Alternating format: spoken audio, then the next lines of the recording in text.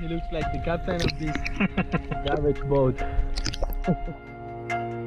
Scenes like this are a daily reality for the crew of Seeker on their Pacific trek. Some estimates hold that by 2050, there could be as much plastic as there are fish in the ocean. Every day we see plastic. I am already worried. That is why I want to show what is happening.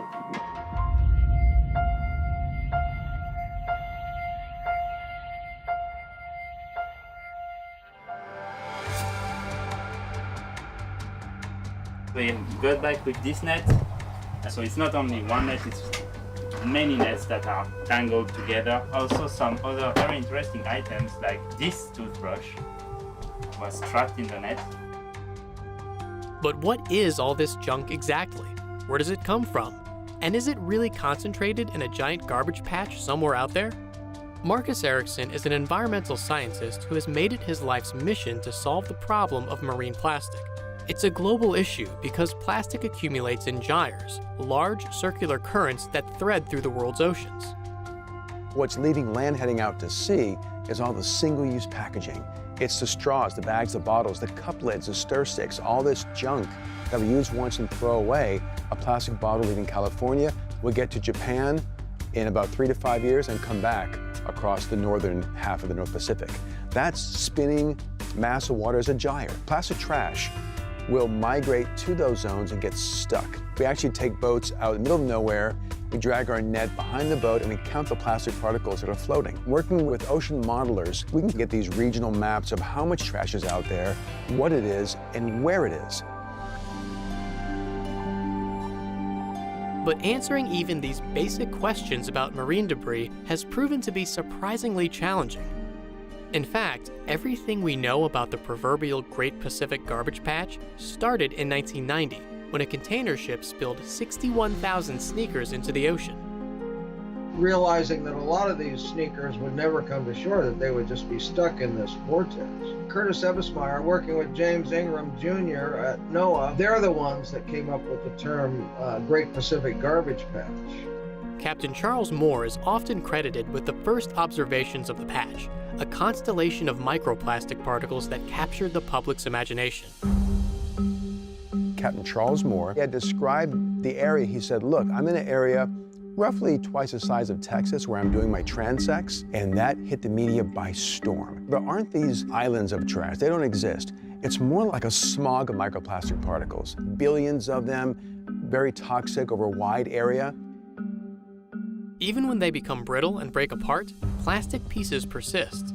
Unable to oxidize or become waterlogged like metals, wood, or paper, all types of plastic are designed to defeat natural decay. In general, high-density polyethylene, number 2 plastic, is the most common plastic in consumer use.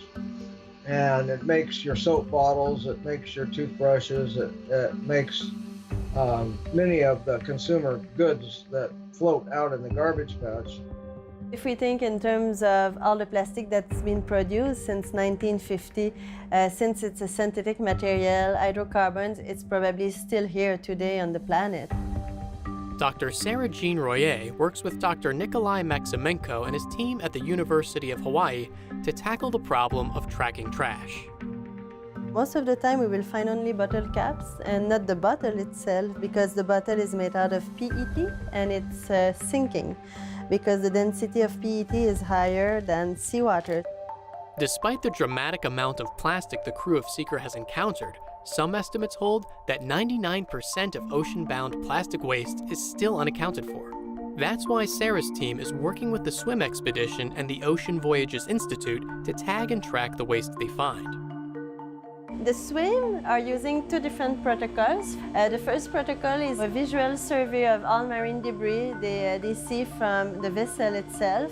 And whenever they find an object that is large enough, they will get closer to the debris, they will take pictures of it, and if there are numbers or lettering, they will share this information with us so we can track back the origin of that debris.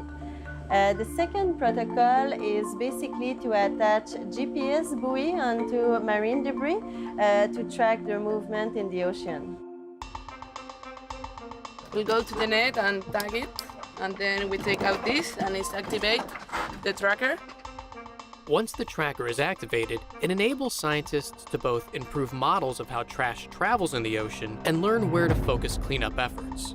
Most of the time, Sarah and her team can't immediately tell where a piece of plastic comes from, but they can look for other clues. We need to use an FTIR or micro-Raman spectroscopy. This spectrum is matching a spectrum that is found in the library, telling us what is the type of plastic. It's probably the dream of all scientists to have a satellite and a new instrumentation to be able to quantify the amount of plastic floating at sea. The entire life cycle of plastic is poisonous. Its manufacturing process depends on harmful chemicals, and when released into the environment, it soaks up even more toxins and transports them far and wide, including into our bodies. Plastic can choke the ocean's ability to absorb CO2 from the atmosphere, exacerbating climate change. Only 10% of the habitat is on the land. The rest, 90% of the habitat's in the ocean, and it's totally unexplored for the most part. Imagining all the jungles, all the deserts, all the savannas, all the Rocky Mountains. The ocean would be 9 times more. And the idea that somehow it could be 50% plastic, 50% fish in a mere 30 years is horrifying. The ocean is in peril right now. And if we don't do something that is going to reverse that in the next few years, then it's going to be much more difficult. But the situation is far from hopeless. Organizations are developing innovative solutions to clean up ocean plastic. Material scientists are turning their attention to new packaging solutions, and consumers are making more informed choices every day.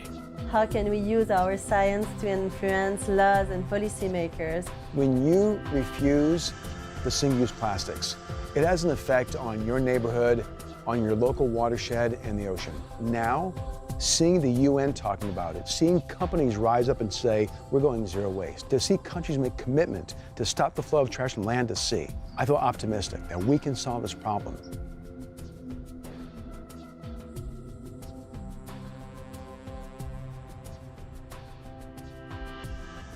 Be sure to visit Seeker.com/theswim to read daily updates from Ben LeCompte, track his progress in real time, and watch more videos about the science happening on board Seeker. Click here for this next episode, and don't forget to subscribe. Thanks for watching.